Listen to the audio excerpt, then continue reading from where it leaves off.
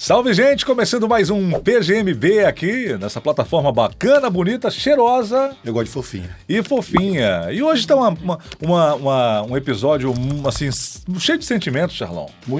Muitos sentimentos. Emoções. Sentimentos, emoções primitivas, né? Sentimentos. Estamos coloridos hoje. Estamos preto e branco. É mesmo? Gabi, seja bem-vinda de volta. Obrigada, é uma honra estar aqui de volta. Nossa sócia. Com vocês. Virou sócia já. Nossa sócia. Hoje vamos falar sobre filme, Charlão. Primeiro episódio que a gente fala sobre filme, Charlão. Sim, primeiro episódio. Nossa convidada. Não mais, né? Nossa convidada de hoje é a psicóloga Gabriela Rodrigues. Instagram dela tá aqui. Tô ali, né? Instagram dela tá aqui embaixo. Então, mais informações aí. Inclusive, tem conteúdos exclusivos, né, Gabi? Tem sempre material exclusivo lá no seu Instagram. Tem saído vídeo com frequência. O negócio tá melhor do que o nosso Instagram, hein? O nosso Instagram tem um sorteio que não saiu ainda. Opa, peça desculpa aí, pessoal. Perdão, gente. Olha, não saiu porque o nosso estagiário não conseguiu fazer o sorteio. Temos que fazer o sorteio ao vivo aqui. Vamos sortear 2 de uma vez, tá? Vamos sim. Mas estamos já procurando substituto para o nosso estagiário, hein, Charles? Vamos substituir ele. Pois é, vamos falar hoje sobre o filme Divertidamente. Eu até pensei em colocar uma arte aqui, mas assim como a gente sabe que tem restrições, né, por ter direitos autorais e conexos nas imagens e nos áudios, a gente preferiu não arriscar, né? Porque o YouTube acaba localizando e aí pode dar problema. Mas hoje o nosso episódio fala sobre um filme que já está no segundo filme, né, o 2, né, do filme Divertidamente, que todo mundo, quer dizer, quase todo mundo assistiu esse filme, menos eu não assisti ainda. Vou conhecer o filme através de vocês dois hoje. Opa, vamos lá. Vai ser uma grande honra, viu? Eu tô aqui na expectativa, assim como os nossos... Eu hoje sou um espectador de camarote. Na verdade, Divertidamente para nós hoje é um pano de fundo, né? Uhum. A gente vai falar... Porque a gente não vai trilhar o caminho de falar sobre o... Tem spoiler? O filme, né? Atenção, vai ter spoiler? Vai ter que ter um pouquinho de spoiler, né? Então, pessoal que não assistiu ainda, que não gosta de spoiler, assista primeiro o filme, tá? Acho que é o mais importante hoje a gente falar sobre as emoções. Emoções. Nós temos... Que não é a de Roberto Carlos. Isso, essa piada você sabe que eu ia fazer. Você sabe que eu sou o tiozão da piada. Pra ver e pra comer. São muitas emoções, Charlão? Muitas emoções. Vamos lá, então. Começa aí. Vou fazer só uma pergunta. Conversando com o Felipe e com o Poli, os dois assistiram o filme e gostaram bastante. Poli me disse que o que chamou a atenção dela é que quando entra a ansiedade, diz que a alegria vai embora. O que aconteceu, Gabi? Conta pra gente por que acontece isso. Ansiedade entra, alegria sai? Uhum. É interessante porque nesse filme entraram algumas emoções novas, né? E dentre elas a ansiedade, uma emoção que está muito em alta hoje em dia. E lá no filme tem o controle das emoções. Então acaba que uma emoção vai controlando por vez. E a alegria tomava conta daquele painel. E depois de um tempo ela teve que sair porque a ansiedade aos pouquinhos foi entrando e tomando conta dali. Então, a ansiedade, ela queria, de fato, governar aquele painel e ela conseguiu. Lá no final, né, já indo para o final, ajusta as coisas, cada uma fica um pouquinho, ela fica sentadinha na cadeira, mas, de princípio, ela controlou a situação e assumiu aquele painel. Mas ela não só assumiu, como ela tirou aquelas emoções primárias, digamos assim, e ficou só as novas emoções, que veio com a puberdade. Era isso que eu ia falar primeiro, porque, assim... o filme alcança ele consegue uma similaridade, assim, uma aproximação com a ciência. Realmente há essa chegada das emoções primitivas ali naquela idade, como foi no primeiro filme, e aí depois realmente são todas essas emoções da puberdade, né? A ansiedade lá...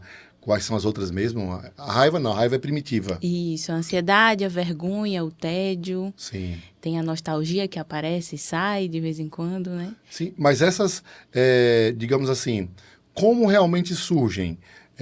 Eles conseguiram essa relação verdadeira ali, nessa primeira infância que essas emoções primitivas chegam?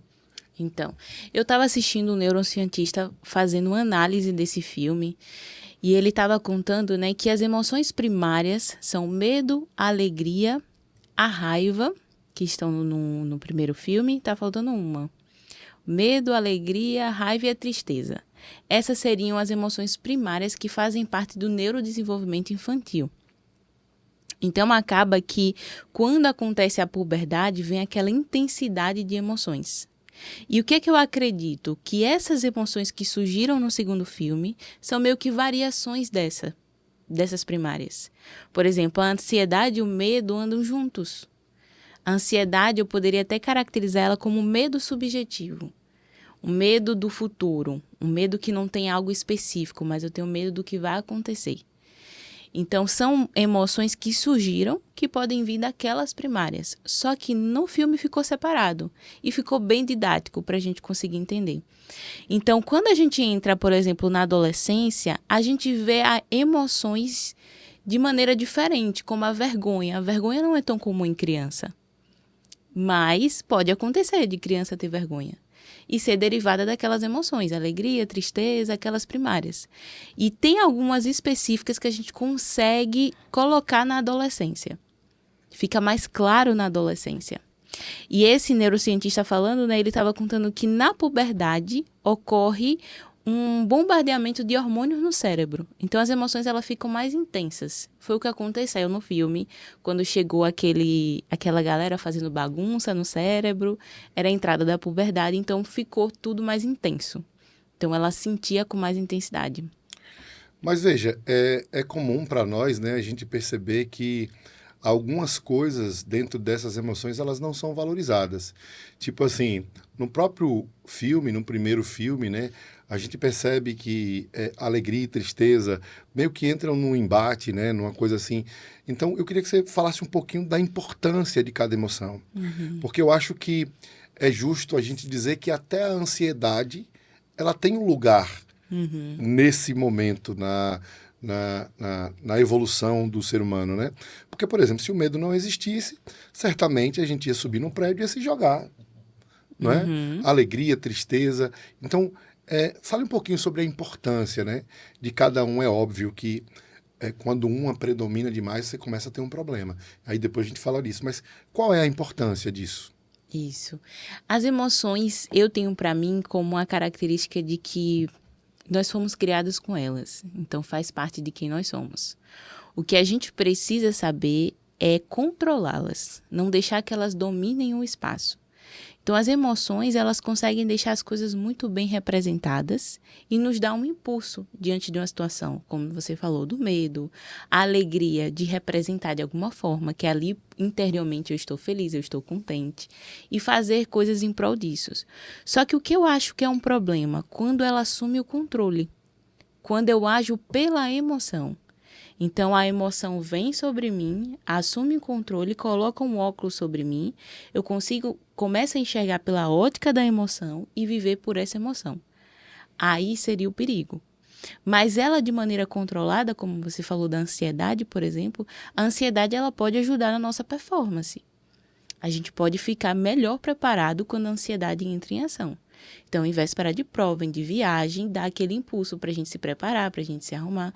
Só que chega um ponto que, se a gente não controlar aquilo ali, perde toda a performance baixa.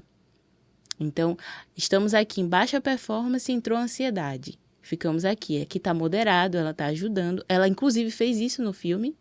Mostrou quando ela entrou e ajudou a personagem principal. Só que aí, quando ela começa a dominar, a performance baixa de novo, porque aí ela controlou. Eu perdi o domínio da situação e agora a ansiedade está no controle. Então, o problema é as emoções nos controlarem. Sentir elas é muito natural e vivê-las, permitir viver esse tempo. Agora é um tempo de tristeza, então eu paro para refletir sobre essa emoção, olhar para os meus pensamentos, perceber o que é que eu preciso aprender com isso aqui e seguir. E aí é que pode acontecer das pessoas entrar nessa e não conseguir seguir. Agora eu vivo na base das emoções. E aí é uma vida totalmente instável. Então, a gente precisa conhecer essas emoções, saber que elas são presentes na nossa vida e olhar como é que eu lido com elas. Como é que eu lido, como é que eu olho para essas emoções e busco estratégias para lidar.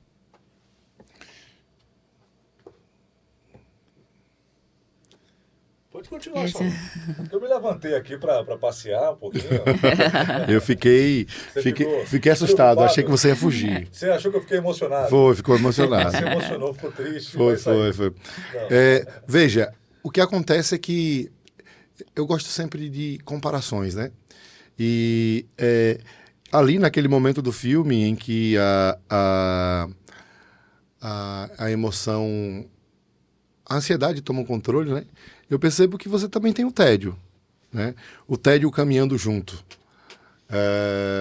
O tédio que, sei lá, se contrapõe a eu não sei te explicar mais ou menos, mas assim, é como se o tédio mostrasse que você sempre precisa fazer alguma coisa. Uhum.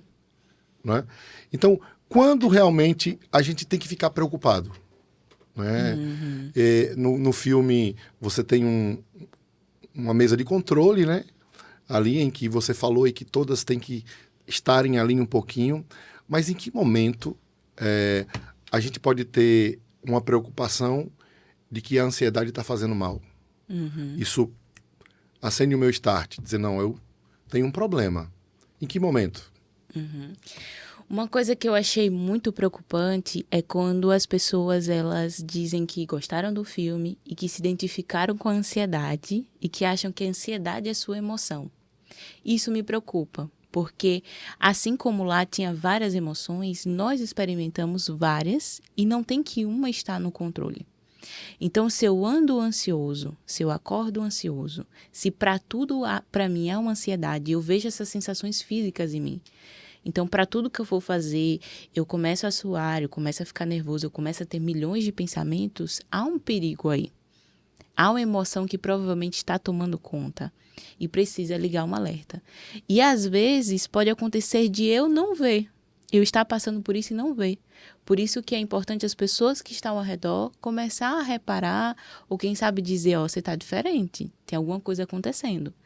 Para que eu consiga perceber e começar a tratar isso. Quais são os reflexos no corpo? Tipo assim, a minha ansiedade passou do limite, eu estou com insônia. Uhum. A minha ansiedade passou do limite, eu tenho pensamentos furtivos. Uhum. Então, os vários aspectos que isso vão fazer com que eu acenda o alerta. Uhum. A ansiedade, ela é interessante porque ela não é só uma emoção que fica no nosso interior. Ela vai dando alguns sintomas. E esses sintomas pode ser tremedeira, pode ser excesso de vontade de ir no banheiro fazer xixi, algo que acontece. Pode ser aquela sensação de que eu estou longe da realidade. Na minha cabeça eu não estou na realidade aqui agora. Ela tem várias e várias características. E a gente precisa ficar ligado nos pensamentos. Porque a TCC, né, que é a terapia que hoje eu tenho trabalhado, a terapia cognitiva comportamental, diz que você sente aquilo que você pensa. Então, emoção e pensamento andam juntos. Então, a gente ficar ligado nos pensamentos. Se eu tenho tido excesso de pensamentos e pensamentos extremos, não são pensamentos reais ou pensamentos equilibrados, é sempre extremos, tudo ou nada. E isso durante todo o dia, a ponto de eu ficar cansada e chegar a ponto de ter ou crise de ansiedade durante o dia, ou não ter um momento de descansar. E isso a gente precisa ficar ligado. Porque se o seu dia, você passou o dia assim, iniciou o dia mal e terminou o dia mal, ou durante eles você teve momentos em que você sentia tá insuportável agora. Eu não consigo lidar com os meus pensamentos. A gente precisa ligar um alerta. Acontece um negócio interessante no filme que eu fiquei chamando de as cordinhas da maturidade. Lembra de uns fiozinhos que aparecem? Que formava o senso do eu, né? Exatamente. Explique para nós o que é o senso do eu, William. O senso do eu pode ser conhecido também como a nossa personalidade. Existem teorias que podem dizer que ela é imutável, é uma única, e tem teorias que ela vai mudando ao longo da vida, né? A partir de que vai fazendo coisas novas, tendo novas crenças sobre si, que é o que acontece provavelmente lá no filme. Novas crenças vão entrando. E é interessante, né, porque eu estava falando que eu estava assistindo esse neurocientista, e ele falou que emoções intensas fazem com que uma memória de curto prazo se torne de longo prazo. Então, isso influencia na nossa crença, quem sabe. E a gente precisa ficar muito ligado nisso. Porque quando a ansiedade entrou em ação, a crença dela passou a ser sobre os pensamentos de ansiedade e aquilo que a ansiedade viveu. A alegria, por sua vez, queria tirar todos os pensamentos ruins e deixar só o bom. E aí, a gente vai criando um senso do eu pelas emoções, sendo que a gente é o conjunto de toda a obra. Então, a gente precisa começar a refletir sobre isso. Como é que eu me enxergo? E como é que eu começo a refletir sobre isso? Olhando os meus pensamentos. Quando eu começo a refletir sobre os pensamentos que estão ali, dentre as emoções, a gente tem até uma atividade, que é começar, estou sentindo ansiedade, então vamos ver quais são os pensamentos. Descobrir quais são os pensamentos, vamos questionar esses pensamentos, porque a gente vai descobrindo o que é que você pensa sobre si. Então, ouvindo você falar, nosso sentimento seriam representados como ondas musicais, como uma senoidal. Você está em cima, você está no meio, você está embaixo. É normal, então, você ter momentos de alegria, momentos de tristeza. A tristeza as lembranças ruins fazem parte, então, da nossa formação, Gabi? Inclusive, no filme, isso que ela falou, que eu achei, uma das coisas que eu achei mais importante, as lembranças ruins foram uma parte que foram importantes para ela superar a ansiedade. Né? Porque é comum a gente falar, não, eu quero esquecer disso, não quero nem lembrar. Quero apagar isso da minha vida, da minha história. É muito comum. Sim. E pode acontecer, né, dessas lembranças, de ter gente que tenha traumas e esquece. Sim. É meio que uma medida de proteção do nosso corpo, Apaga para da nós mente. mesmos. Uhum. Só que a tristeza em si, assim como todas as emoções, vão estar associadas a certos pensamentos. E aí é que tá. No processo de amadurecimento, e para que essa personalidade vá amadurecendo de forma saudável, a gente vai ter que aprender com as dificuldades. Sim. E quando vem uma situação difícil, vem a tristeza. Quando vem algo que a gente não gosta, vem a raiva. Então, acaba que essas emoções podem nos ensinar algumas coisas. Eu não só sou contente, e isso não um contentamento de alegria, mas um contentamento de vida, de me sentir bem, de estar bem durante a vida. Eu não só sou contente quando eu sou alegre. Eu posso estar contente em meio às outras emoções quando eu procuro aprender com todas elas. Permitir que essas experiências que eu vivi me ensinem alguma coisa. Então, às vezes, a gente não vai reparar os pensamentos sozinho, mas veio a tristeza. Se veio a tristeza, o que é que você tem pensado e o que é que você tem passado na vida? Às vezes veio a raiva. Se veio a raiva, o que é que você tem passado, o que é que você tem pensado sobre a vida? E essas emoções, a gente parando para refletir, olhando para nós mesmos, pode nos ajudar a amadurecer de alguma forma. Então, a gente vai passar por dificuldade, vai passar por emoção difícil, não vai ser alegria sempre, assim como não pode ser ansiedade sempre, e a gente tem que aprender com elas, a como lidar com elas. Perfeito. Eu acho que quando a gente... você falou de controlar as emoções, né? Eu acho que nós somos o mundo do QI, né? Você quer que o seu filho tenha... Quanto é um QI muito elevado? Sei lá, acho que é cento e tantos. Tá, né? então, eu adoraria ver um teste de QI, né? E ver que meu filho tem um QI muito elevado e isso mensura a inteligência de alguma forma. E as pessoas esquecem disso, né? Esquecem um pouco de que... eu acho que essa foi uma grande sacada do filme Divertidamente, é que, no fundo, em momentos em que você não tem controle, as suas emoções controlam. Não é que... Vai ter momentos que você vai ter que ter inteligência emocional, né? Porque... Vamos dizer que a tristeza está sob controle. E aí? Aí daqui a pouco substitui, né? A ansiedade está sob controle. E se você não tem educação emocional para lidar com isso, aí vem os problemas, né? Isso. Aí você começa a ter uma variedade de problemas aí de convivência, de convívio. A própria personagem teve com as amiguinhas, não foi? A ansiedade era tanta, né? Por ser uma jogadora de hóquei, né, que ela acabou quase que desprezando as amigas em detrimento de ser reconhecida, né? Isso. E eu acho que isso acontece de forma geral, né? Com as pessoas de forma geral, né? E a gente deu muita importância à questão do racional, de você ser inteligente, esquece que cada criança precisa também ser educada emocionalmente, né? Isso. Ser educada ao ponto de se perceber as emoções. E eu acho que o filme traz muito essa questão. Esse debate é Isso. interessante. Eu particularmente não me lembro de ter ouvido falar em educação emocional. Interessante esse conceito. É possível, Gabi, se treinar ou se educar emocionalmente alguém? Um papagaio velho como nós aprende, pode ser educado ainda, Charlie? Eu acho que quando você...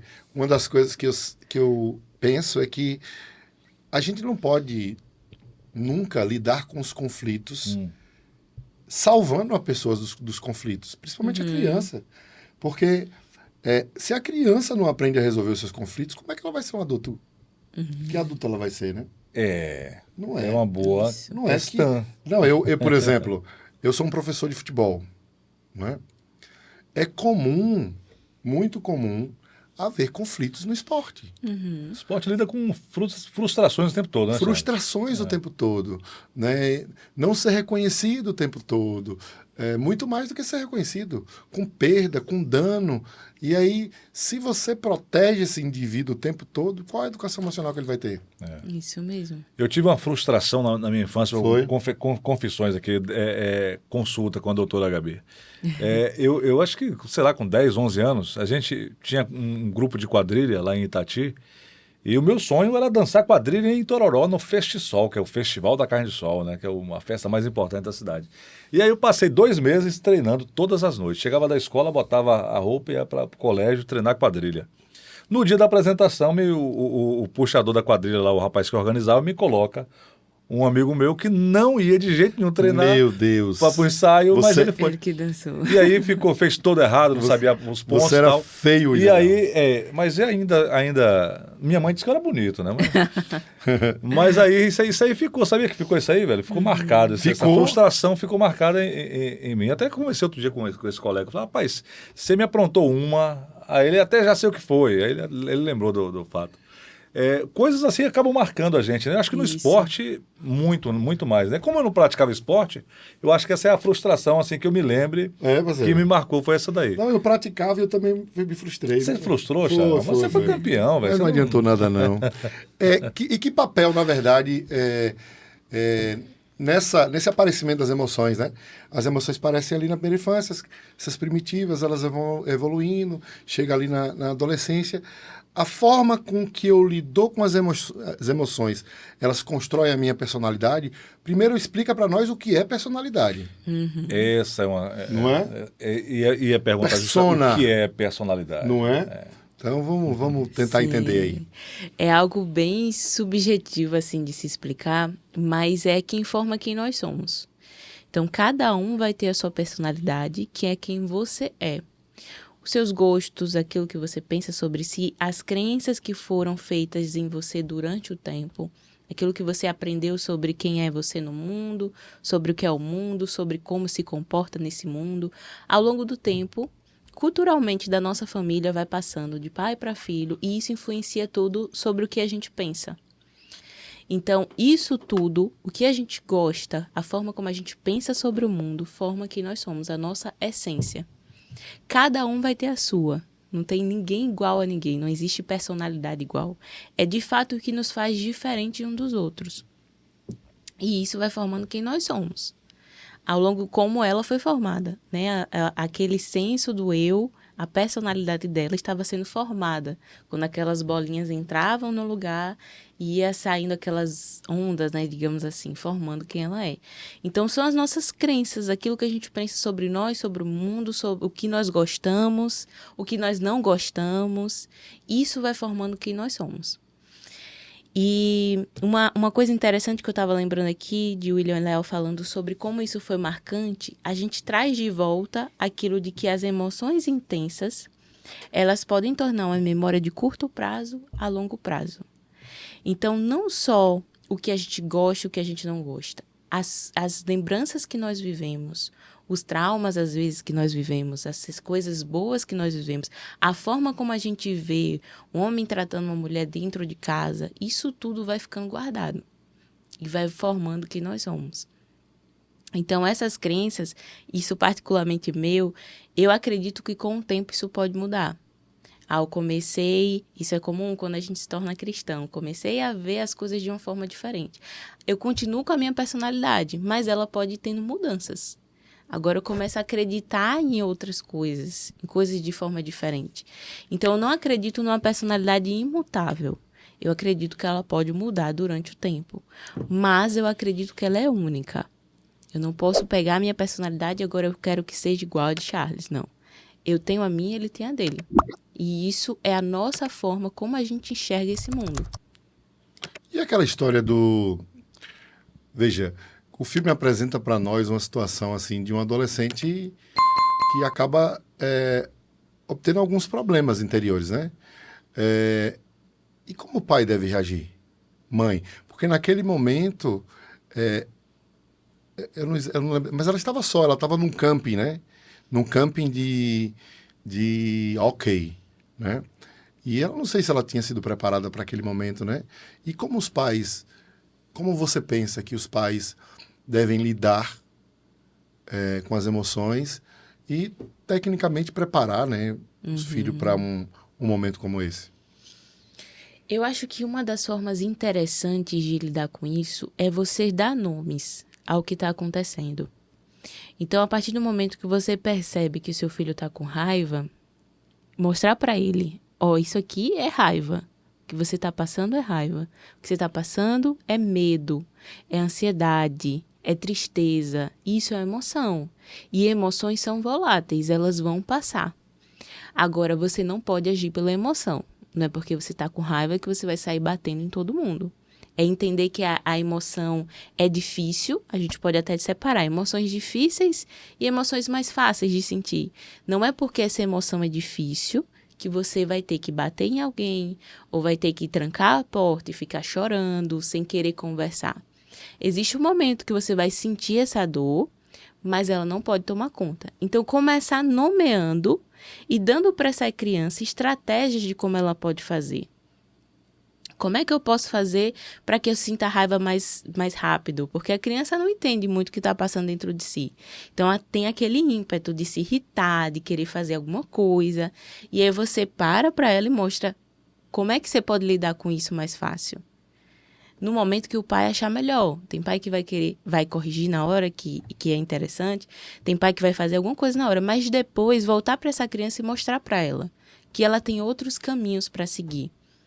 E o que é que tem feito, assim, ultimamente, é falado sobre a respiração, falado sobre outras estratégias que a criança pode lidar com aquela emoção mais fácil, né? Mas eu acho que, de princípio, mostrar para essa criança quais são as emoções e como ela se comporta. Uma vez eu passei uma atividade para a mãe de um dos meus pacientes que tinha lá as emoções e quando tem tal emoção, como é que o filho se comporta? E tal emoção, como é que ele se comporta? Porque a gente começa a fazer essas associações.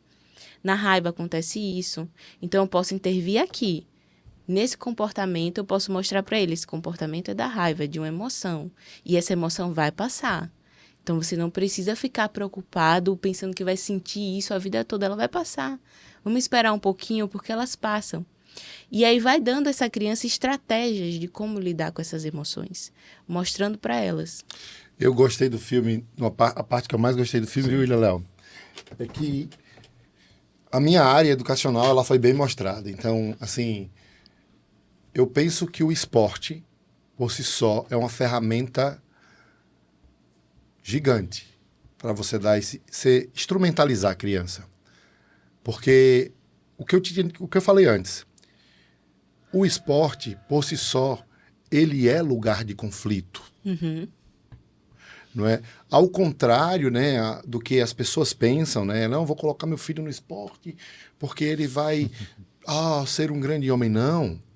O esporte é lugar de conflito, é lugar de dor, frustração. O esporte é o lugar onde você é rejeitado, aonde você quer ser reconhecido. É naquele ambiente. Inclusive que a personagem faz uma troca das suas melhores amigas pelas melhores do time, né? Para ser reconhecida, né? Então, é um instrumento poderoso, educacionalmente poderoso, né? Para você educar uma criança emocionalmente, né? E naquele momento, digamos assim, que o esporte foi o instrumento da ansiedade.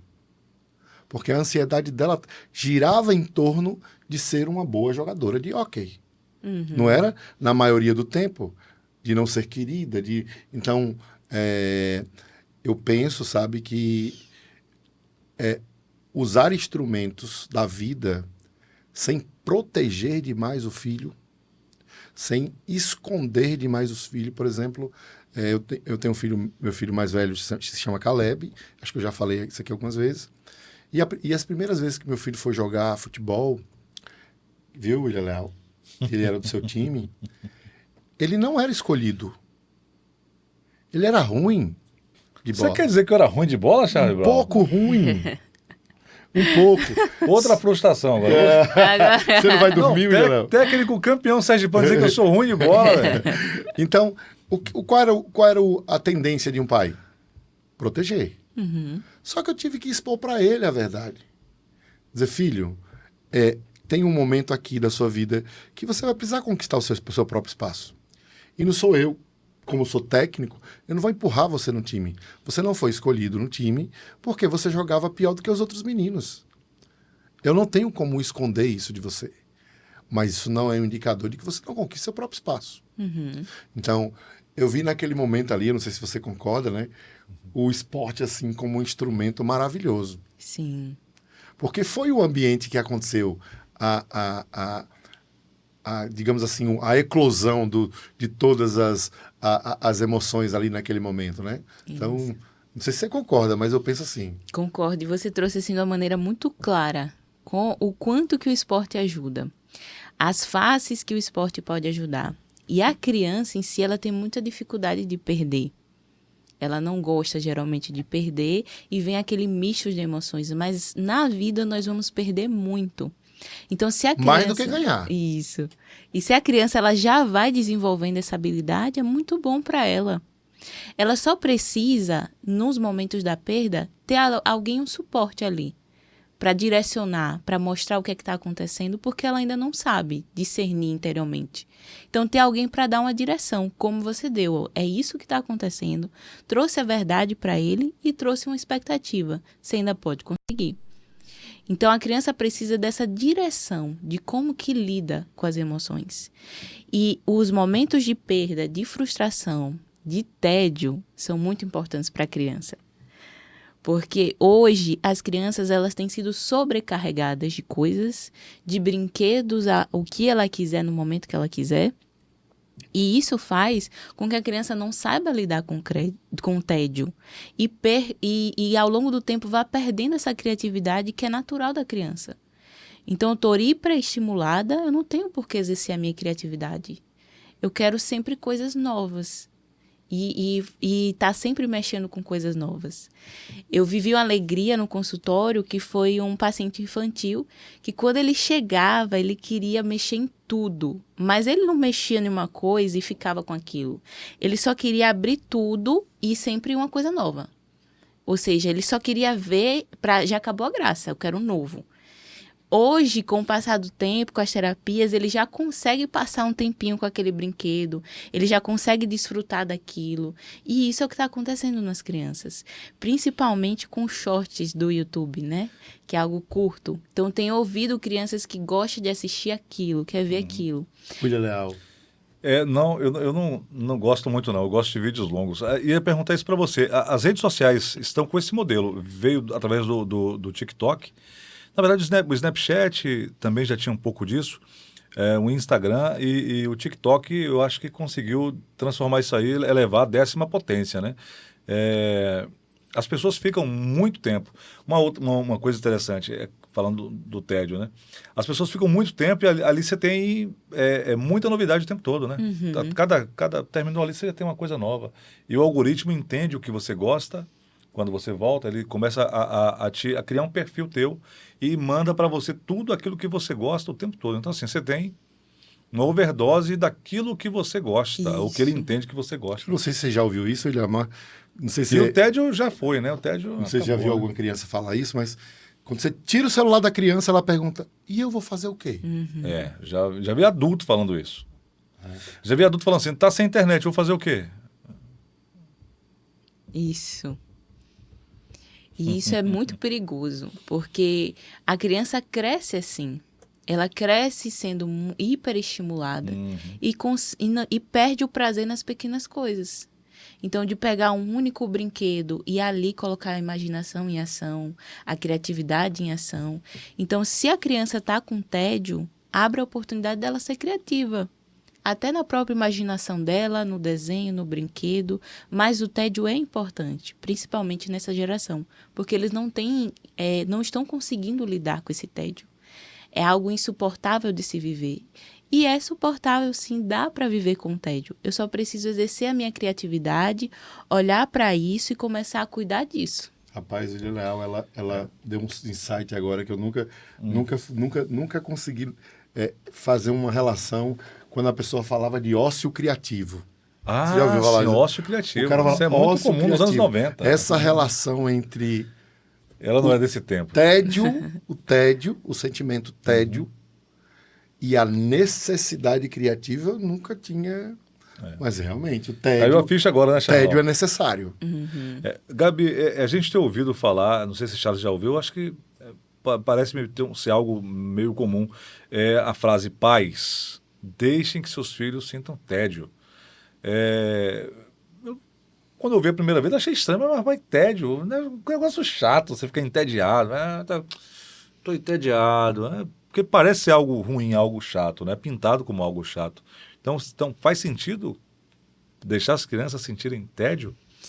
Assim, na minha perspectiva, faz sentido a partir do momento de que você percebe que não é só uma emoção ali.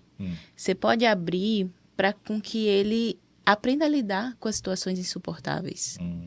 E perceber que por mais que tenha emoções difíceis, a gente consegue suportar. E passar, né? Isso. Hoje está muito difícil as pessoas suportarem as emoções ou suportarem as dificuldades. E a gente consegue suportar.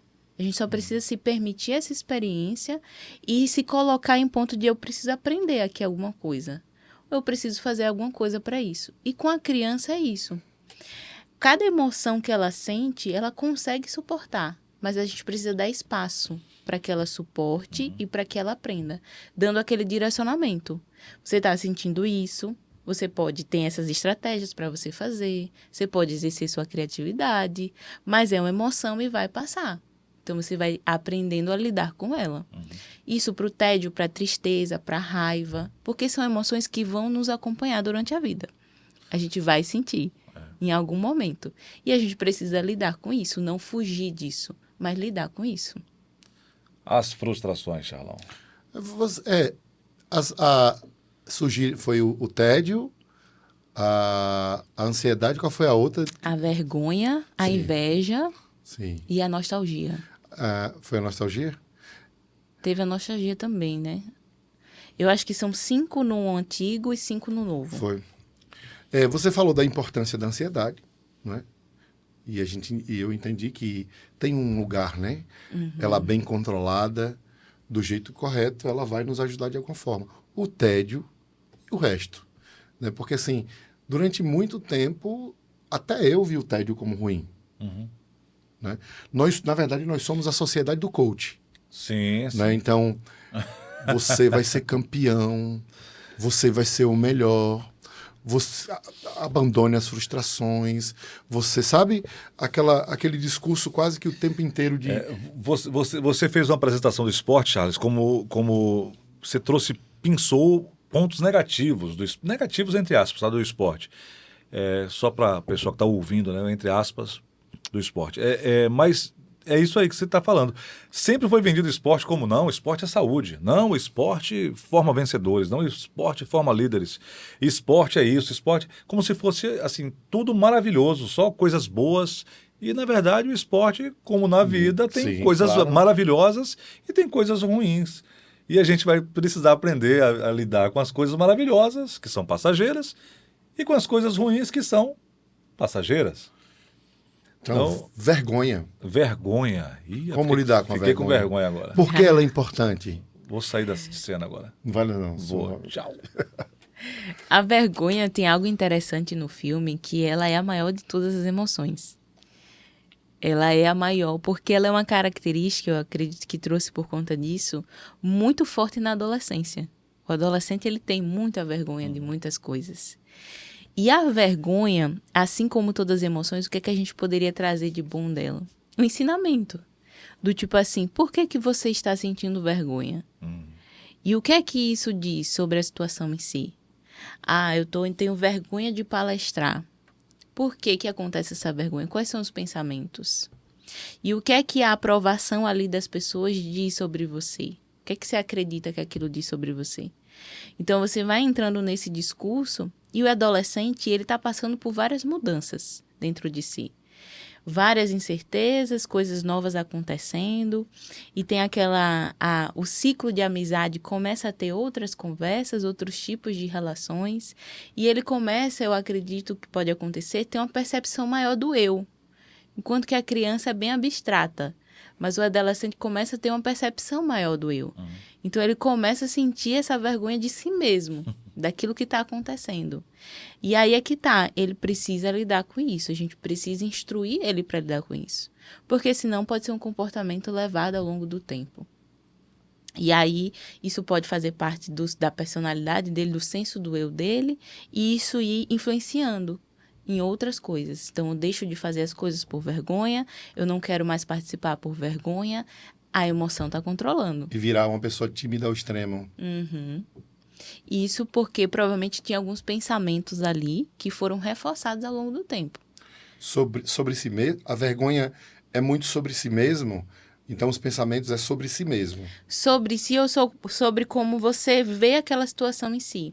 Então, eu vou palestrar, tá todo mundo rindo de mim, ninguém tá gostando do que eu tô falando, que é muito normal disso acontecer. Quando entra, tá todo mundo rindo, eu tô falando nada com nada. E aí começa a vir aqueles pensamentos exagerados, que se a gente não tratar, eles podem se tornar crenças ao longo do tempo. De ver coisas, pensar coisas que só tá aqui, não tava na realidade em si. Mas por não conversar, não colocar para fora, foram se tornando crenças. Então, eu acredito que a vida é dessa forma. Dica aí, você que é palestrante, você tem medo, tem vergonha. Uma vantagem que eu encontrei no astigmatismo, você não foca em ninguém, você olha, né, através ali. O cara que tem astigmatismo já não tem problema, não foca em ninguém mesmo, né? Mas não foca em ninguém que você não vai ter problema. Vergonha, eu tinha vergonha, velho, de um quichute que eu tinha, acho que na quinta, sexta série. E todo mundo ia de tênis pro colégio, eu ia de quichute. Rapaz, eu tinha vergonha. Eu andava arrastando esse quichute no chão. Manhã, desculpa aí, acabou rápido por isso. Eu andava arrastando o pé assim no chão pra ver se acabava o quichute, mas não acabava, né? Rapaz, mas pelo menos não era conga, né? Opa, Você lembra da conga? Eu tinha bamba.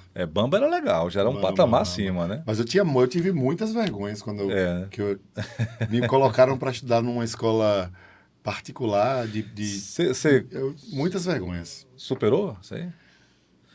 Eu nunca mais comprei quichute pra mim. Eu não gosto muito desse termo, mas eu fiquei sem vergonha, né? Não é desavergonhado, não. Não. Sim. Só que não tenho mais vergonha. Esse tipo de vergonha, né? Você usaria um quichute, Charles? Hoje seria, eu acho que um quichute com paletó e gravata. Mesmo, acho que eu ficaria bem. Um bamba eu acho que ia. Bamba ia. O Bamba era o All-Star de liso, né? Sim. Não tinha dinheiro pra comprar o All-Star, era o Bamba. Né? Vergonha. Depois da vergonha, qual foi a outra? Teve a inveja. Sim, né? Inveja. E aí, Charlão? Inveja. Existe inveja boa? Inveja é uma inveja boa. Talvez inveja,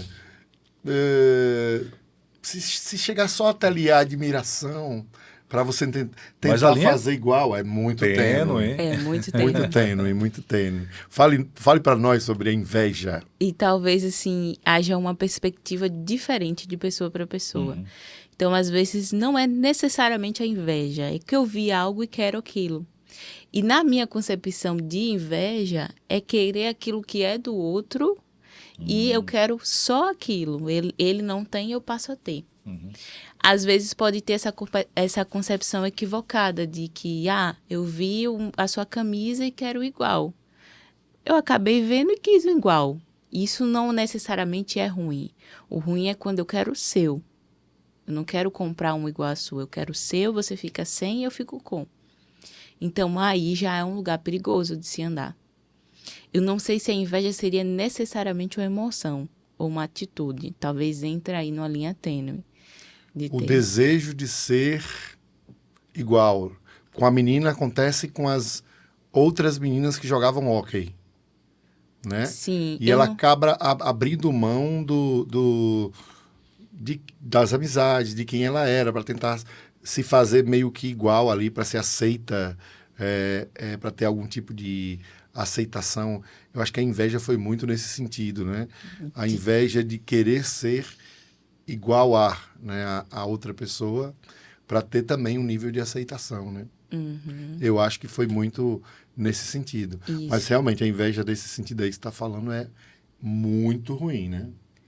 Eu, assim, consigo separar, né, nessa questão do desejo, não uma atitude em si, mas um desejo. Então, enquanto tá como desejo, a gente consegue consertar. Mas quando vai para a atitude, se torna muito complicado. Então, a gente precisa ter esse cuidado com isso específico. As outras emoções, se elas não assumem o domínio, a gente consegue até ter um controle, tirar um aprendizado daquilo. Mas a inveja, ela é perigosa. Eu não sei se... Talvez eles não foram muito... Eu não sei se realmente inveja é... Não fica claro para mim, não ficou, pelo menos no filme, na minha perspectiva, a inveja nem o nojo. Para mim, essas emoções não ficam muito claras para mim. As demais até dá pra gente aprofundar um pouco mais, entender um pouco mais. E sobre aquela questão que a gente conversou da identidade. Tem algo muito, muito interessante para falar. Por exemplo, ela queria agora ser como o outro era.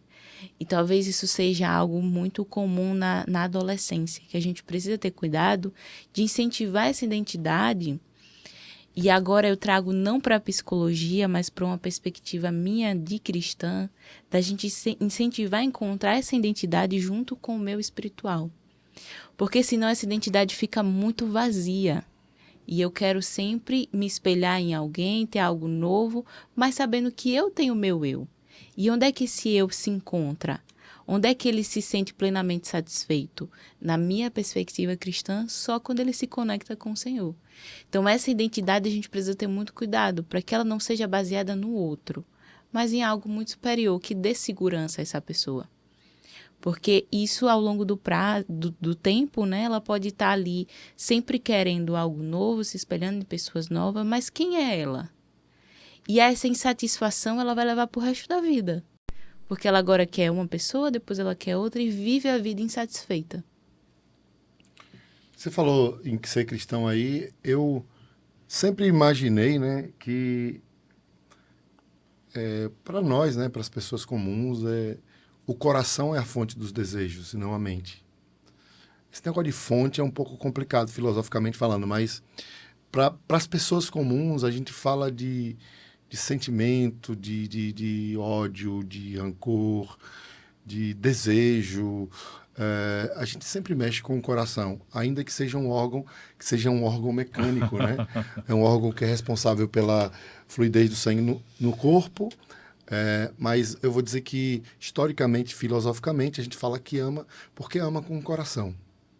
É porque acelera, ele é ousado, né? Ele bate descompassado. Então a gente sente com o coração, né? E tem um texto das Escrituras que fala do sentimento, aí quando eu acho que também fala do sentimento, diz assim: sobre tudo que tem que guardar, guarda o teu coração, porque dele procede as fontes da vida. A gente podia dizer que o sentir, né, as emoções, são um pouco a fonte da vida? Gostou pra você? Você agora filosofou. Foi. Filosofia. Porque veja só, PGMB. vamos falar um pouco do filme, né? A vida dela muda, né, de uma forma explosiva. E o que é representado naquele momento? como é que ela se relaciona de fato com o mundo? Com as suas próprias emoções, né? Vamos colocar, como o filme colocou, com a inveja, né? Com o tédio. Essa relação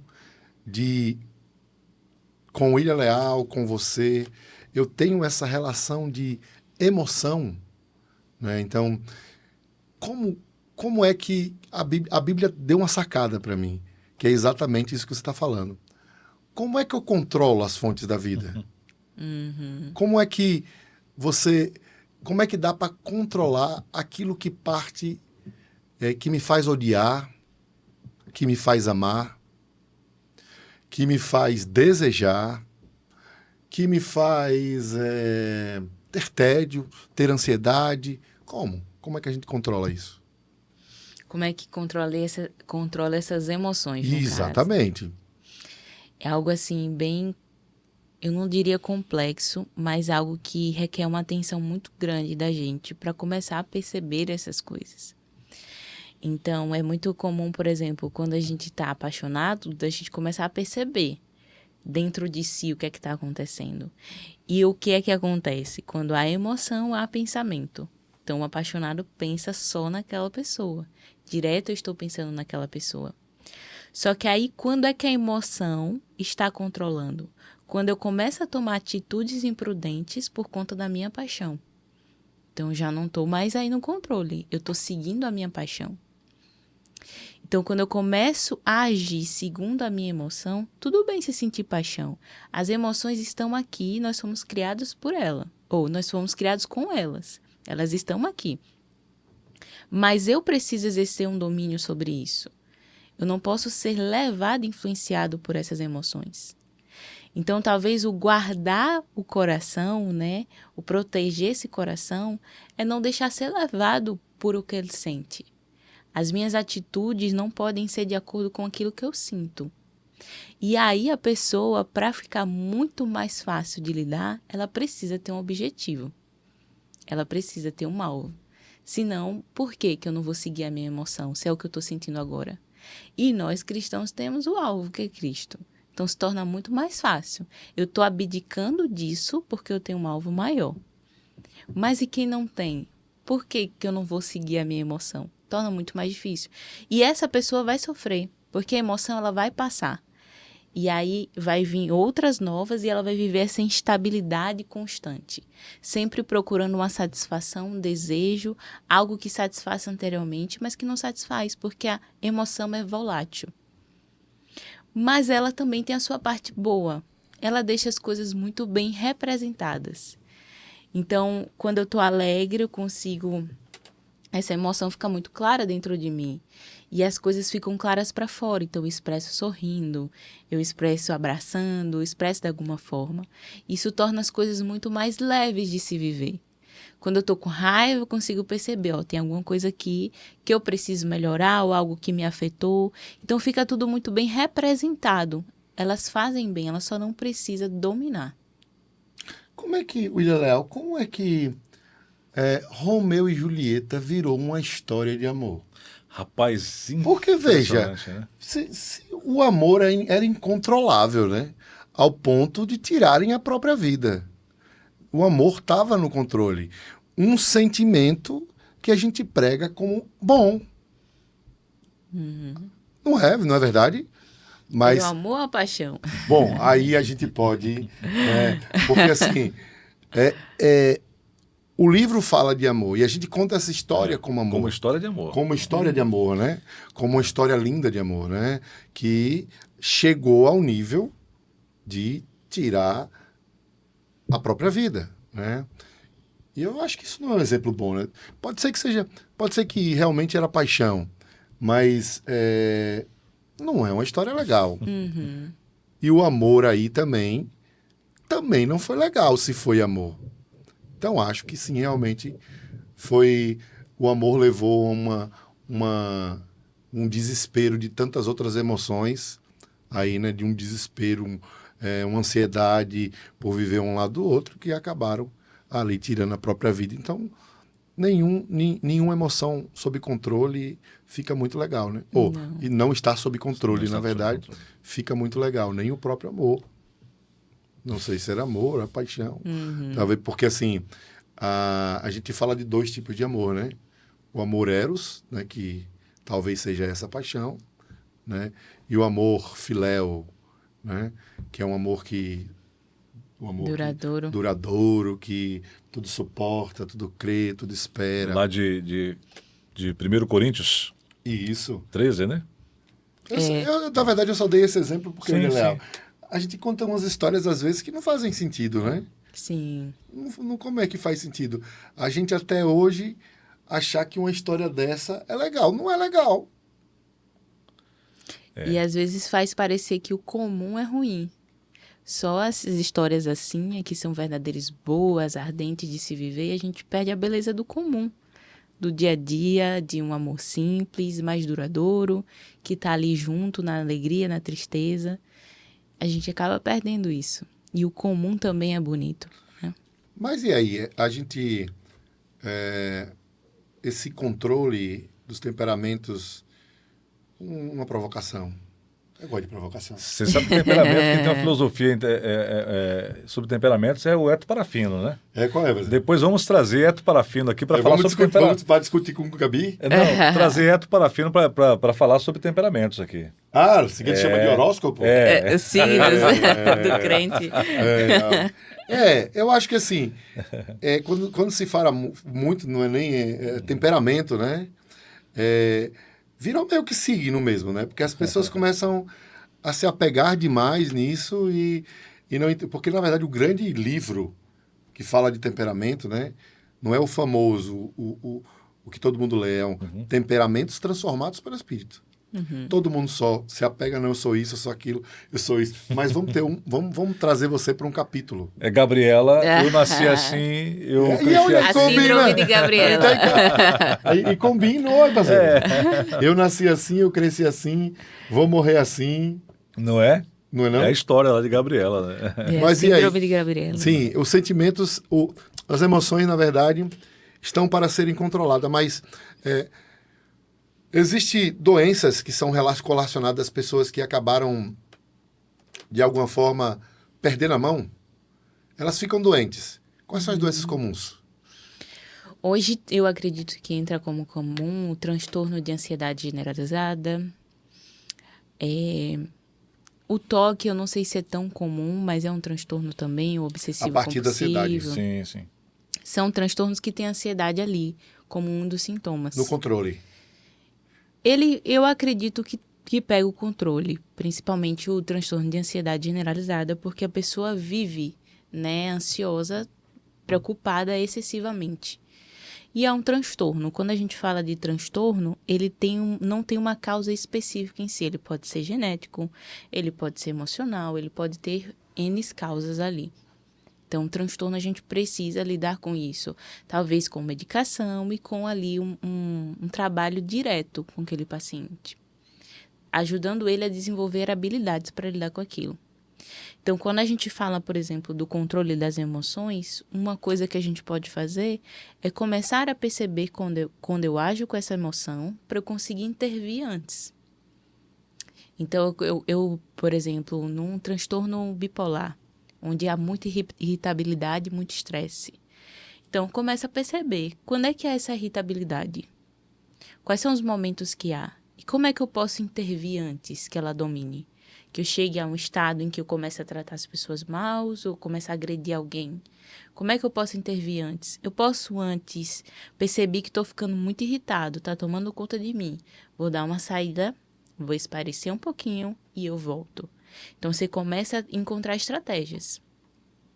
Eu tenho atendido uma paciente que tem tido crise de ansiedade constante.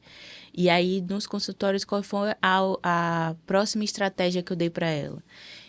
Quando ela sai, ela entra em crise. Então, conversei com ela, você vai sair, mas quando você perceber, mesmo que naquele momento você esteja se sentindo bem ainda, há uma angústia interior, mas você está se sentindo bem ainda, dá uma saída, esparece um pouquinho a mente e volta. Não espere entrar na crise para sair. E assim você vai tendo estratégias de como lidar com isso. de como lidar com essas emoções que às vezes são abstratas, são difíceis, ou às vezes a gente nem percebe que elas estão ali. Então, você vai começando a se perceber. Como? Olhando para elas. Então, eu sei que a ansiedade faz parte de mim, sei que a raiva faz parte de mim, o medo. E quando é que essas emoções entram em ação na minha vida? Percebi, e agora como é que eu lido com elas? Fica muito mais fácil, porque a gente vai dando nomes aos problemas. O painel das emoções, William. Já pensou? William, imagina aí você lá, aquele mega show, sei lá, um showzão, e você no controle lá da mesa. Puf, quebrou, e agora? No controle das emoções, se o painel quebrar, o que acontece? Digamos assim, fisiologicamente eu tenho um problema que eu não tenho controle. Né? Vamos lá, eu não sei se é exatamente, mas transtorno bipolar. Fisiologicamente aquela pessoa tem um problema, não foi um comportamento mal resolvido, ela tem um problema fisiológico, então ela tem um problema ali, digamos, no controle dessas emoções, existe essas pessoas que nasceram assim, fisiologicamente tem esse problema ou não? Assim, tem alguns transtornos do neurodesenvolvimento, que a pessoa já nasce com. O transtorno bipolar é um transtorno que pode ser adquirido, não necessariamente nasceu com. Mas o autismo, por exemplo, que hoje é o TEA, transtorno do espectro autista, ele é do neurodesenvolvimento, então a pessoa nasce com. Mas tem problema com as emoções, o autismo?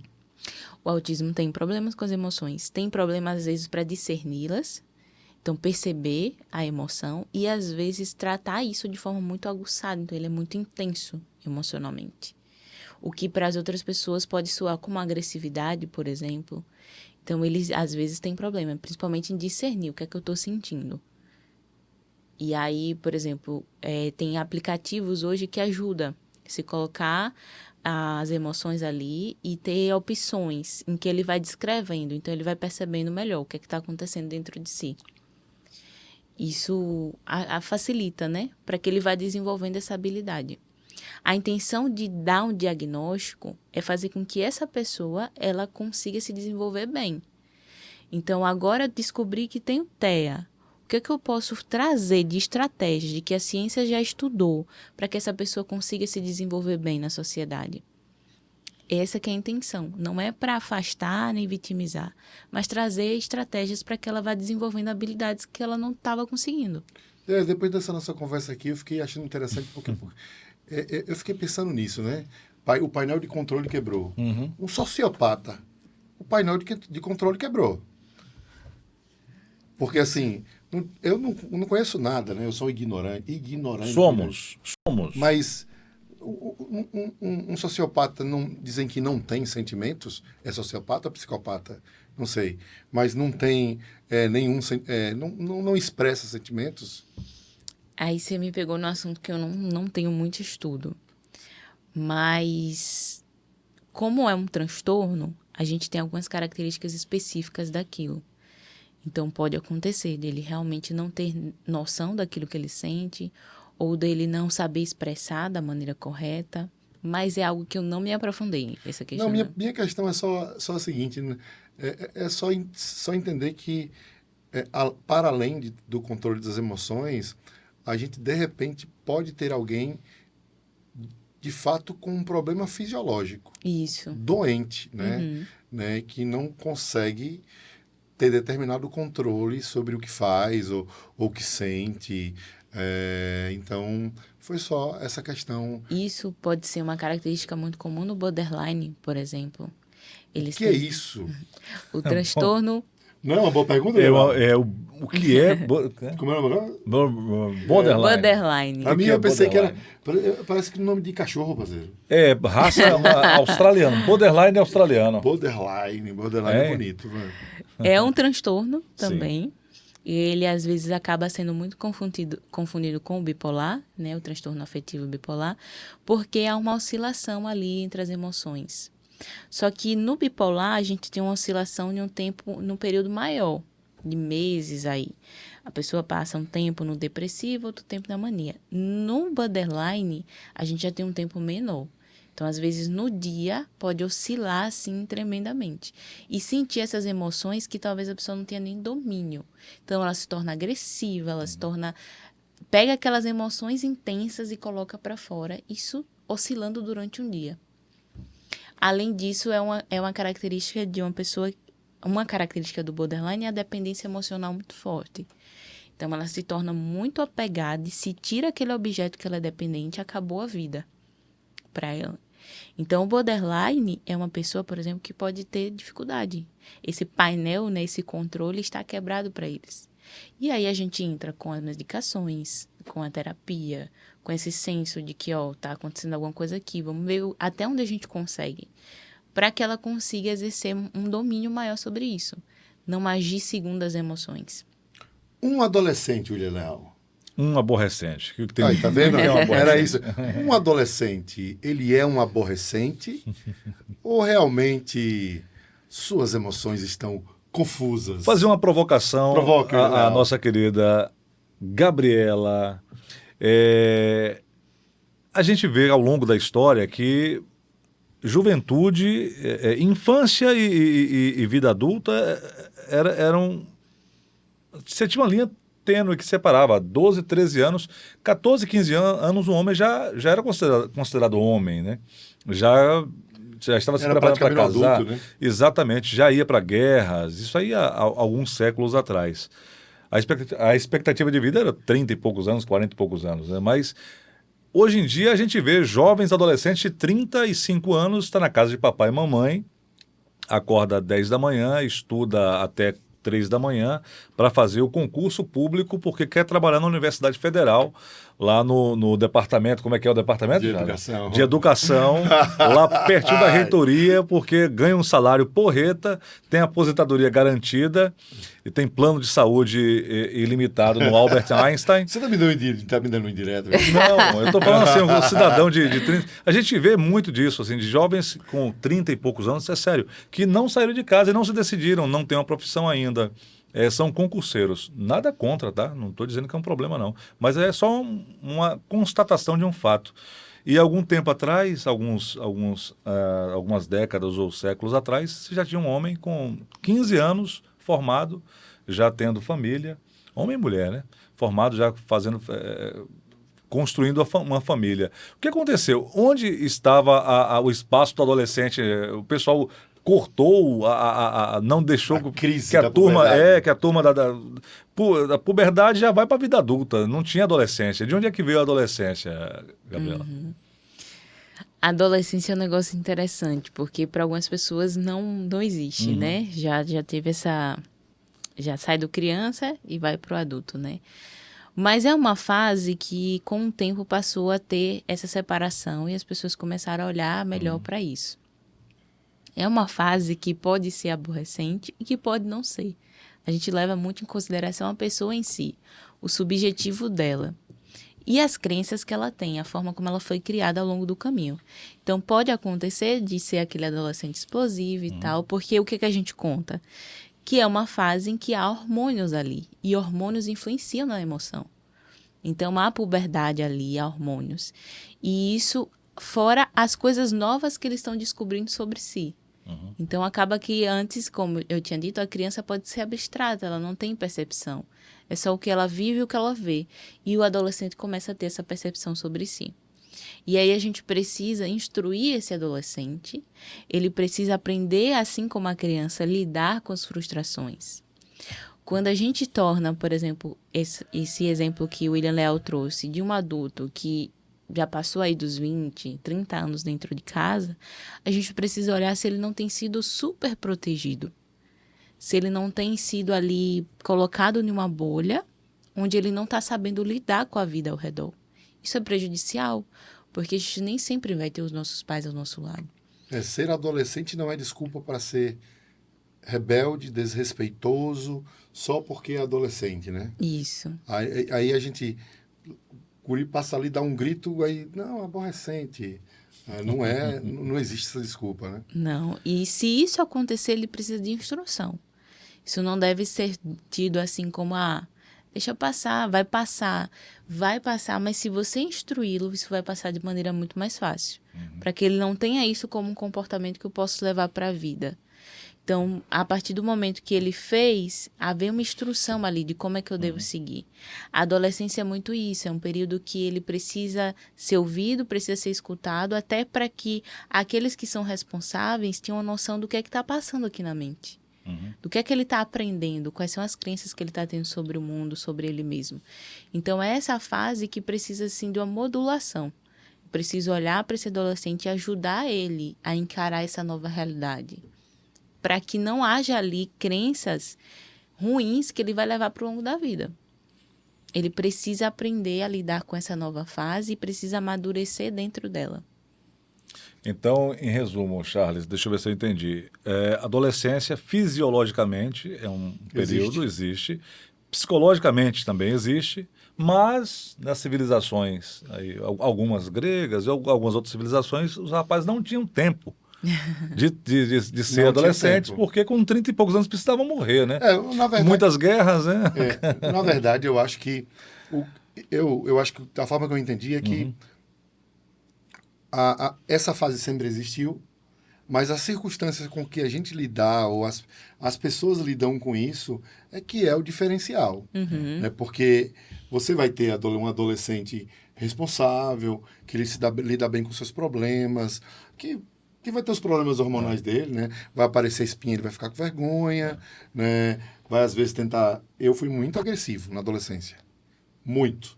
Mas não era desculpa, né? Então, você tem as responsabilidades da vida que você precisa lidar com elas.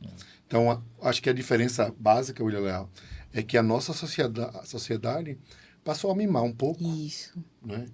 Proteger pouco demais. Muito mais.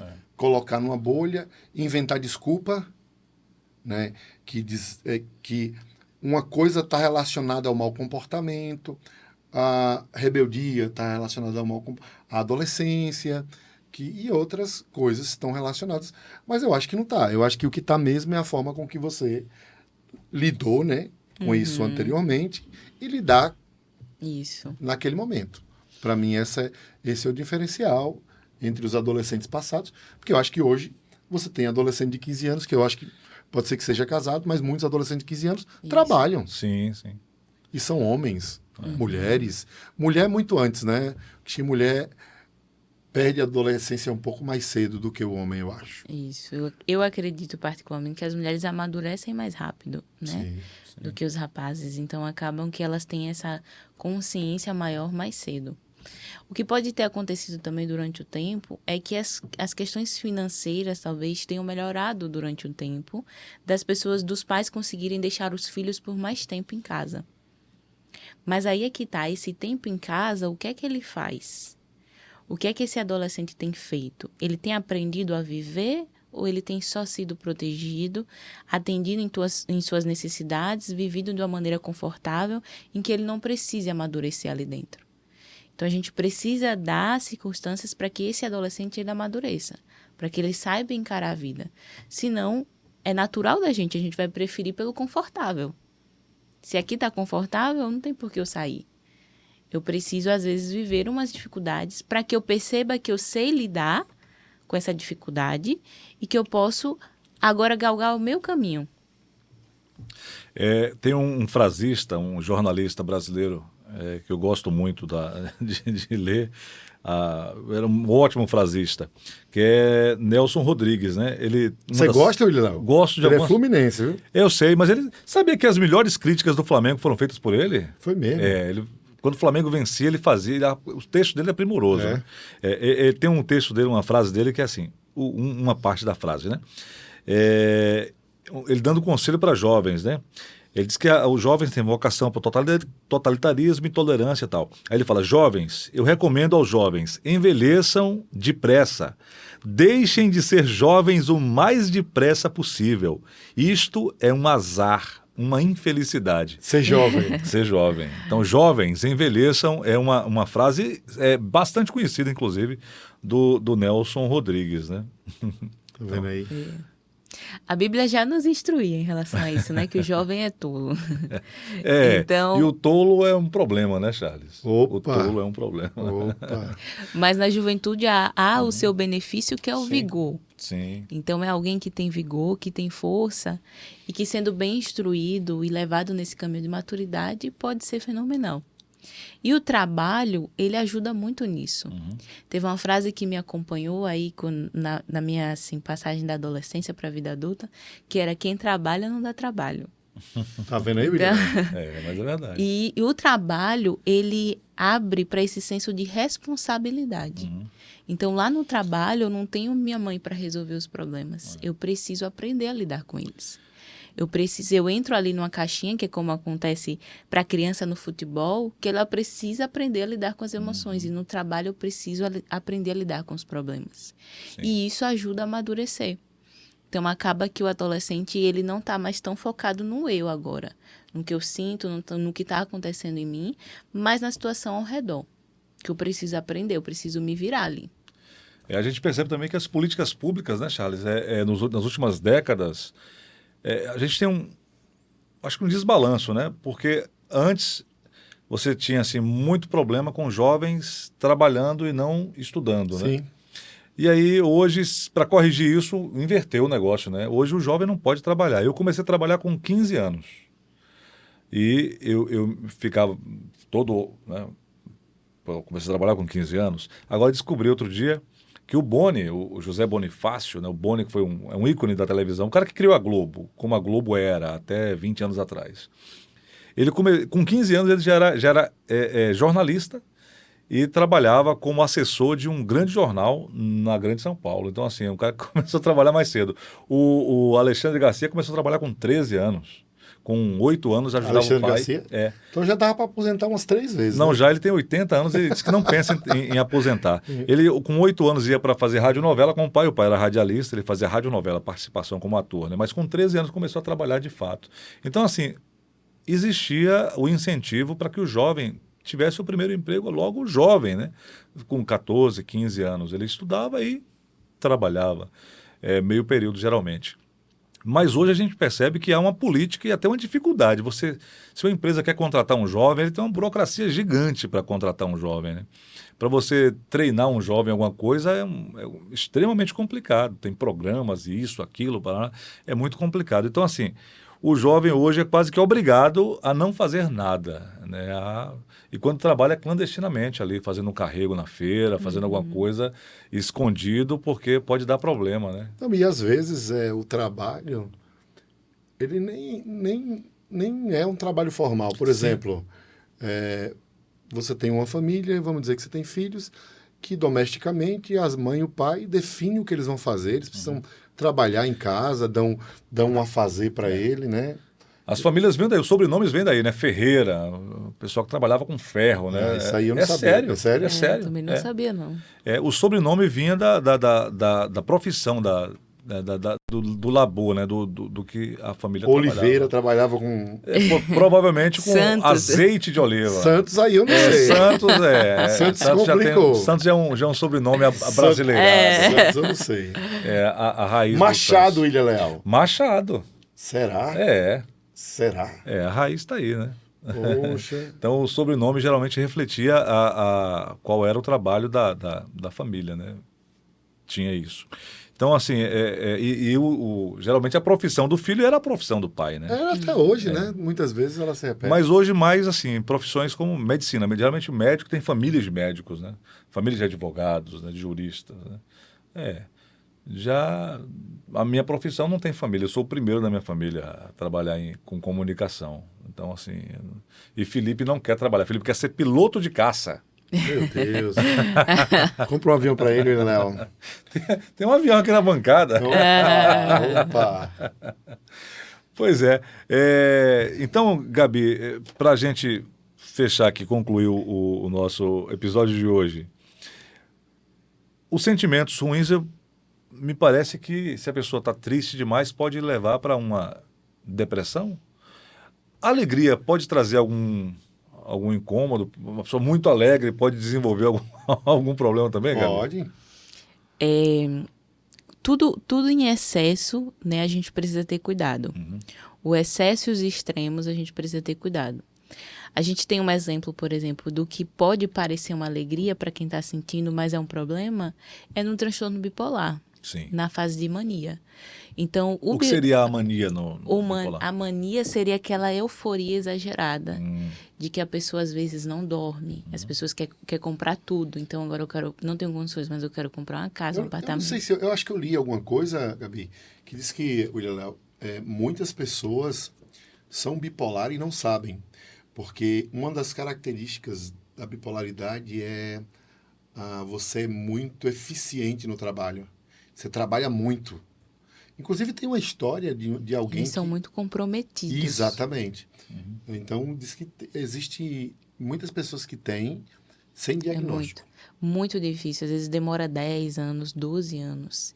E quando é que eles vão procurar ajuda? Na fase depressiva. Porque quando eles estão em mania, eles não sentem que precisa de ajuda.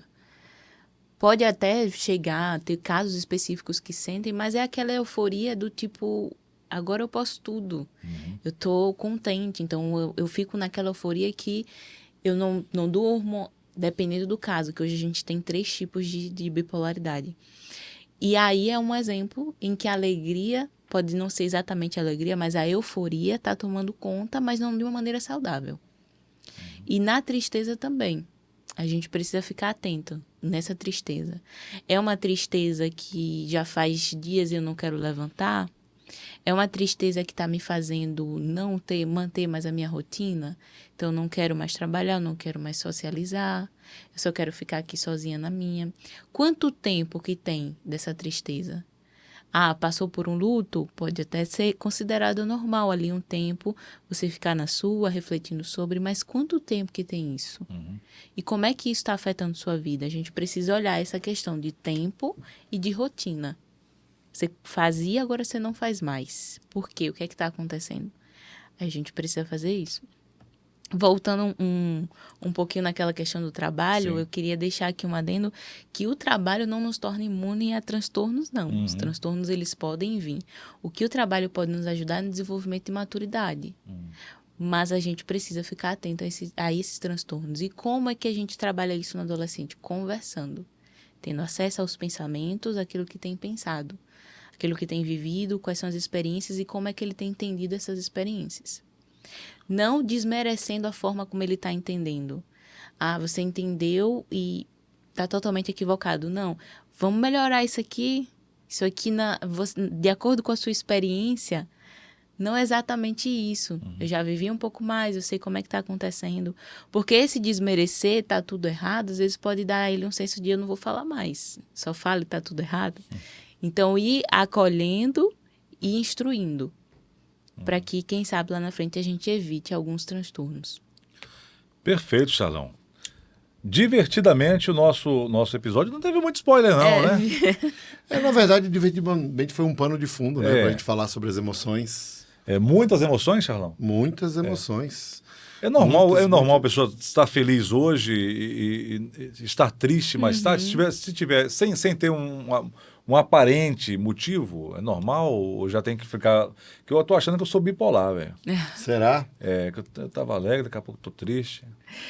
Existe essa confusão com o bipolar, porque não é uma variação no dia. Às vezes a pessoa passa semanas depressiva. E aí depois ela oscila para semanas em euforia. E também pode acontecer dali estar bem, não oscilar nem para um canto nem para o outro. Só que a gente trouxe assim para o senso comum de que o bipolar oscila muito. 880, né? Isso, mas ele varia em meses, quem sabe. Meses no depressivo, meses no mania. Então é uma oscilação que não é tanto assim. Talvez o borderline até menos. Mas é normal a gente sentir as emoções. É saudável. A gente só precisa ficar atento o porquê, olhando para esses pensamentos. Por que eu estou oscilando assim? E se eu estou oscilando, quais são os pensamentos? E começar a questionar esses pensamentos. É muito difícil para a gente fazer esse exercício porque a gente vive no automático. Às vezes a rotina é muito corrida. Só que vai chegar uma hora que o estresse entra e a gente para refletir. Aí é que a gente para olhar. E aí, se é esse o tempo, que a gente olhe de uma maneira adequada para não seguir nessa rotina, sabendo manusear essas emoções. Sim. Eu não gosto de ficar ouvindo muito característica desse negócio, porque eu acho que eu tenho tudo. Esse tal desse borderô aí, já tô achando que eu tenho também esse negócio aí. Ainda bem que você não se identificou com nefários. É, Graças não. a Deus. Nosso Vamos. episódio tá na relação da produção aí. Com certeza. O que é Nefário? Vamos dar algum spoiler? Deu spoiler. Nefários é um filme. O filme narra a história de um cara condenado à morte. Está no corredor da morte, Gabi. E ele se passa basicamente dentro de uma cela, quando esse condenado à morte recebe a visita de um psiquiatra. Ele precisa dar um laudo para o Estado poder ou não executar a pena capital, né, que é a morte, que eu não vou falar se o cara morreu ou não. Você está dando muito spoiler. Né? Tá. Então vou parar. É um filme que conta isso aí, não vou contar mais nada. E aí a gente vai falar um pouco sobre esse filme. Assistam Nefários. O importante, William Léo, é que os nossos ouvintes, telespectadores, entendam que a gente vai usar o filme para dar uma abordagem, né? Falar sobre o assunto. Não é especificamente o filme, né? Fazer uma crítica sobre o filme. Não é uma crítica de cinema, tá? A história sobre o filme, mas é um tema que a gente faz relação com a vida, né? Isso. Faz relação com as coisas. A arte imita a vida ou a vida imita a arte, meu filósofo preferido? É matemática, né, William? É. A soma dos fatores não altera. Não altera, não? Você sabe que o Charlie Brown em breve será Doutor Charles. Não você, William. Doutor Charles. Não você. PhD. Não você. Pós-doutor. Vai ser nosso doutor. Inclusive, eu estou um pouco febril, doutor. Será que não pode não? Gabi, muito obrigado mais uma vez. Nossa sócia aqui já está convidada a voltar aqui no PGMV. Vai voltar. É uma honra poder voltar aqui. E hoje, teremos cortes desse episódio? Eu quero saber cadê o nosso estagiário? Demitimos o estagiário que tínhamos. Demitido. Vamos contratar outro estagiário para fazer os cortes aqui do nosso PGMB. Tem muito. Hoje eu acho que tem muitos cortes. Inclusive para os rios, né? Shorts. Os shorts também. É short de vestir, William Léo? Eu acho que é short, né? Não que aquela dança, dois pelados pra cá. Não sei também, né? Short santo. Short santo. Vamos trazer o short santo aqui pra gente. Vamos trazer. Bora. Sanfoneiro, o negócio é bom, hein? Bom. É bom. Daqui a pouco vamos ter um sanfoneiro aí pra gente contar a história. Pois é. Semana que vem tem mais um episódio aqui. Você pode curtir, pode aproveitar para se inscrever. Se não for inscrito ainda, a gente descobriu que tem muita gente que assiste os vídeos e não se inscreve, não paga nada. É de graça. Escreve aí. Mas se quiser se tornar membro também, pode se tornar membro. Aí paga R$ 4,99. Inclusive, eu sou membro do canal, hein? Você tá pagando? Tô pagando R$ 4,99, tô pagando. É isso aí. Então seja membro também. Do nosso canal. O membro recebe o quê? Tem uns trenzinhos quando você comenta lá, tem um negocinho especial, tem um íconezinho bonitinho o negócio lá. Fofinho. Você ficar fofinho também com a gente aqui. E pagar o café gospel do Charles, Café gospel. Lá da Chapada Diamantina, um café arábico, 100% arábico. O café que a pessoa baba quando sente cheiro. Rapaz, essa história... Não conta, parceiro. Não? Não, vai dormir no sofá, viu? Eu vou contar, eu só não vou dizer quem foi. Uma pessoa estava passando o café, recebeu o café que a Renayala, obrigado, trouxe da Chapada Diamantina, né? Lá de Seabra. Aí essa pessoa tá lá, esquentou água, tá passando o café. Daqui a pouco a baba começa a escorrer. Eu olhei assim, falei, rapaz, isso é baba, Era pra ter filmado, né? Mas não filmei. Café gospel. É o café gospel, né? Um café muito gostoso, café especial. Na verdade, a Chapada Diamantina hoje tem um dos melhores cafés do Brasil, né, Charlão? Exatamente. E o preço não é tão surreal, não, tá? O pessoal que vem da Chapada trazer. Povo aí, né? Eu gostei. Fazer um Você não sorteou a camisa? Ou a camisa o quê? O barbeiro? O barbeiro, o Thales. Vamos sortear o... Vamos. Então, esperando só chegar o nosso estagiário para organizar a casa, o Instagram, criar o TikTok também, né? TikTok. O meu celular não pega TikTok, não Graças sei. a Deus. Gente, até semana que vem, se Deus quiser.